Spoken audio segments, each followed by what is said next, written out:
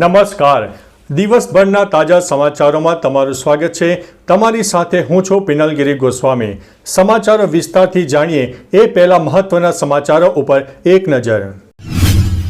નમસ્કાર મિત્રો. આજે તારીખ 23 ફેબ્રુઆરી 2025 છે. ત્યારે આજની વિડીયોમાં વાત થશે ગુજરાતમાં 2 IAS અધિકારીની બદલી તો 20ને પ્રમોશન આપવામાં આવ્યું છે. આગળ વાત થશે આગામી 3 દિવસ વરસાદનું એલર્ટ આપવામાં આવ્યું છે. ત્યારે વાત થશે કોટંબી સ્ટેડિયમમાં સચિન તેંડુલકરને રમતો જોવા મળશે.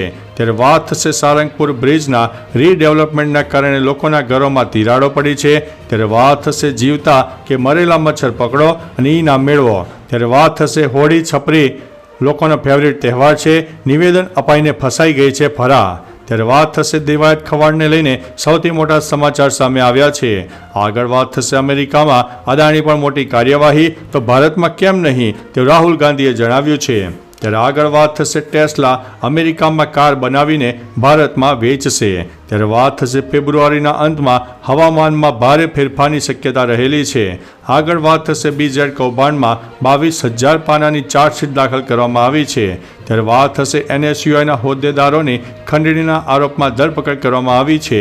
ત્યારે આગળ વાત થશે હિન્દુસ્તાની ભાઉએ ફરાહ ખાન સામે કેસ કર્યો છે. આગળ વાત થશે બાબા વિશ્વનાથનો દરબાર રોશનીથી ઝગમગી ઉઠ્યો છે. હવે મિત્રો સમાચારો વિસ્તારથી. મહાશિવરાત્રી પહેલા કાશી વિશ્વનાથ મંદિરને રંગબેરંગી રોશનીથી શણગારવામાં આવ્યું છે. રાત્રે અહીંનો નજારો અદ્ભુત હોય છે. મહાશિવરાત્રી પર સાધુઓ ગંગા સ્નાન કરશે અને બાબા વિશ્વનાથના દર્શન માટે રવાના થશે. સાધુઓની મુલાકાત દરમિયાન લગભગ 8 કિલોમીટર લાંબા રસ્તા પર અને મંદિરમાં સામાન્ય લોકોની અવરજવર ઉપર પ્રતિબંધ રહેશે. અખાડા પાછા ફર્યા પછી જ સામાન્ય ભક્તો દર્શન કરી શકશે. મિત્રો અન્ય મહત્વના સમાચારની વાત કરીએ તો હિન્દુસ્તાની ભાવે ફરાહ ખાન સામે કેસ કર્યો છે. સોશિયલ મીડિયા ઇન્ફ્લુએન્સર વિકાસ પાઠક એટલે કે હિન્દુસ્તાન ભાવે ફિલ્મ દિગ્દર્શક ફરાહ ખાન વિરુદ્ધ કેસ દાખલ કર્યો છે. તેમણે ધાર્મિક લાગણીઓનું અપમાન કરવા બદલ ફરિયાદ નોંધાવી છે. પાઠકે કહ્યું છે કે હોળીના તહેવારને છપરી તહેવાર કહીને ફરાહે હિન્દુઓની ધાર્મિક લાગણીઓનું અપમાન કર્યું છે. સેલિબ્રિટી માસ્ટર શેફ શોના એક એપિસોડમાં ફરાહે કહ્યું હતું કે હોળી છાપરી છોકરાઓનો પ્રિય તહેવાર છે. મિત્રો અન્ય મહત્વના સમાચારની વાત કરીએ તો NSUIના હોદ્દેદારોની ખંડણીના આરોપમાં ધરપકડ. સુરતમાં red and white university bogus હોવાના આક્ષેપ બાદ NSUIના હોદ્દેદારો ઇન્સ્ટિટ્યૂટ પાસેથી ખંડણી માગતા હોવાનો ચોંકાવનારો વિડીયો સામે આવ્યો. 16 જાન્યુઆરી 2025ના રોજ NSUIના કાર્યકર્તાએ પત્રકાર પરિષદ યોજી હતી.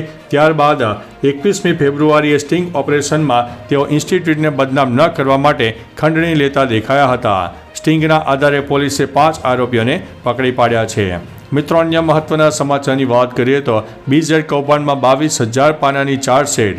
CID ક્રાઇમે BZ કૌભાંડમાં કેસમાં 7 વ્યક્તિઓ વિરુદ્ધ કોર્ટમાં 22,000 પાનાની ચાર્જશીટ દાખલ કરી છે. આરોપીઓમાં વિશાલસિંહ ઝાલા, દિલીપસિંહ સોલંકી અને અન્યનો સમાવેશ થાય છે. જે ધરપકડ કરાયેલા ભૂપેન્દ્રસિંહ ઝાલા સહિત વધુ 6 સામે આરોપો બાકી છે. ચાર્જશીટમાં 11,183 રોકાણકારોના 422.96 કરોડનું કૌભાંડ થયું હોવાનો ઉલ્લેખ છે.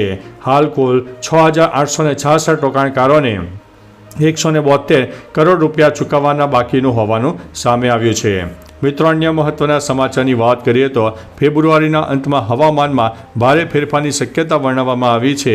હવામાન નિષ્ણાત અંબાલાલ પટેલના જણાવ્યા અનુસાર ફેબ્રુઆરીના અંત અને માર્ચની શરૂઆતમાં ગુજરાતમાં હવામાનમાં મોટા ફેરફાર થવાની સંભાવના છે. 27 ફેબ્રુઆરીની આસપાસ રાજ્યના વિવિધ ભાગોમાં વાદળછાયું વાતાવરણ જોવા મળી શકે છે. મહેસાણા, પંચમહાલ, રાજકોટ અને કચ્છ જેવા વિસ્તારોમાં હવામાનમાં નોંધપાત્ર બદલાવ થવાની શક્યતા છે. હાલ રાજ્યમાં બેવડી ઋતુનો અનુભવ પણ યથાવત રહેશે. મિત્રો અન્ય મહત્વના સમાચારની વાત કરીએ તો ટેસ્લા અમેરિકામાં કાર બનાવીને ભારતમાં વેચશે. એલોન મસ્કની કંપની ટેસ્લા D2C બિઝનેસ દ્વારા ભારતમાં પ્રવેશ કરી શકે છે. એટલે કે ભારતમાં કાર બનાવવાને બદલે કંપની અમેરિકાથી કાર આયાત કરીને ભારતીય સ્ટોરમાં વેચશે. કારણ કે ભારત સરકાર આ વર્ષે એપ્રિલમાં ઇલેક્ટ્રિક વાહન પોલિસી રજૂ કરી શકે છે. જેમાં EVની આયાત કરતી કંપનીઓ પર માત્ર 15% ડ્યુટી લાદવાની જોગવાઈ છે. તેથી ટેસ્લા ભારતમાં પ્લાન્ટ સ્થાપવાનું માંડી વાળે તેવી પણ શક્યતા છે. મિત્રો અન્ય મહત્વના સમાચારની વાત કરીએ તો અમેરિકામાં અદાણી પર કાર્યવાહી તો ભારતમાં કેમ નહીં. રાહુલ ગાંધીએ રાયબરેલીની મુલાકાત દરમિયાન વધુ એક વખત ગૌતમ અદાણી પર નિશાન સાધ્યું છે. રાહુલ ગાંધીએ કહ્યું છે કે મોદીજીને પૂછો, તમારા જે મિત્ર છે અદાણી, તેમની સામે અમેરિકામાં કાર્યવાહી કરવામાં આવી છે તો ભારતમાં આવું કેમ થતું નથી? અમેરિકન સરકાર માટે આ માણસ ચોર છે, તે ભ્રષ્ટ છે. આપણા વડાપ્રધાન ત્યાં જાય છે અને કહે છે કે આ અમારો અંગત મામલો છે, અમે તેના પર ચર્ચા નહીં કરીએ. મિત્રો, અન્ય મહત્વના સમાચારની વાત કરીએ તો દેવાયત ખવડને લઈને મોટા સમાચાર સામે આવ્યા છે. અમદાવાદમાં લોક કલાકાર દેવાયત ખવડની કાર પર હુમલો થયો હોવાના અહેવાલ મળી આવ્યા છે. ચાંગોદર પોલીસ સ્ટેશન વિસ્તારમાં દેવાયત ખવડની કાર ઉપર હુમલો કરીને કાચ તોડવામાં આવ્યા હતા. જોકે દેવાયત ખવડ કારમાં હાજર નહોતા, પણ ખવડના ડ્રાઈવર સાથે મારામારી કરાઈ છે. ચર્ચા છે કે બેમાંથી એક પ્રોગ્રામમાં હાજર ન રહેતા આયોજકોમાં રોષ હતો અને કાર લેવા બીજા દિવસે પહોંચતા કાર ઉપર હુમલો થયો હતો. 3 લોકો વિરુદ્ધ ફરિયાદ પણ નોંધવામાં આવી છે. મિત્રો, અન્ય મહત્વના સમાચારની વાત કરીએ તો હોળી છપરી લોકોનો ફેવરિટ તહેવાર છે તેવું નિવેદન આપીને ફસાઈ ગઈ છે ફરાહ. તાજેતરના એક એપિસોડમાં ફરાહ ખાને કહ્યું હતું કે છપરીઓનો તહેવાર પ્રિય તહેવાર છે. આ શબ્દ સામાન્ય રીતે ઉપદ્રવી યુવાનો માટે વપરાય છે. લોકો તેને અપમાનજનક શબ્દ તરીકે જુએ છે. આ ટિપ્પણીઓની ક્લિપ્સ ઓનલાઈન વાયરલ થઈ રહી છે. આ વચ્ચે સોશિયલ મીડિયા પર તીવ્ર પ્રતિક્રિયાનો પ્રવાહ પણ જોવા મળી રહ્યો છે.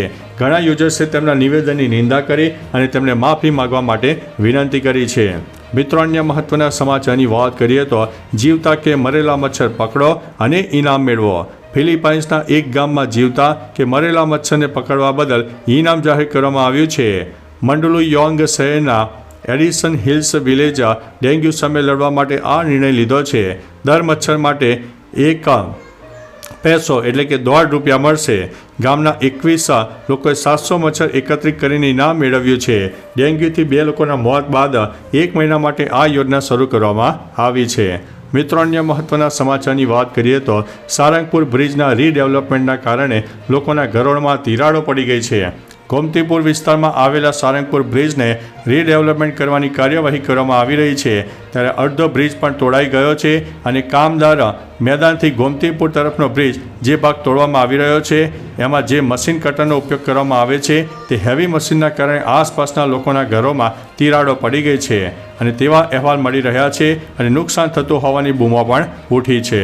મિત્રો, અન્ય મહત્વના સમાચારની વાત કરીએ તો કોટંબી સ્ટેડિયમમાં સચિન તેંડુલકરને રમતો જોવા મળશે. વડોદરાવાસીઓ માટે સારા સમાચાર છે. 28 ફેબ્રુઆરીથી વડોદરા શહેરના કોટંબી સ્ટેડિયમમાં ઇન્ટરનેશનલ માસ્ટર્સ લીગનું આયોજન કરવામાં આવ્યું છે. આ મેચમાં સચિન તેંડુલકર પણ રમશે.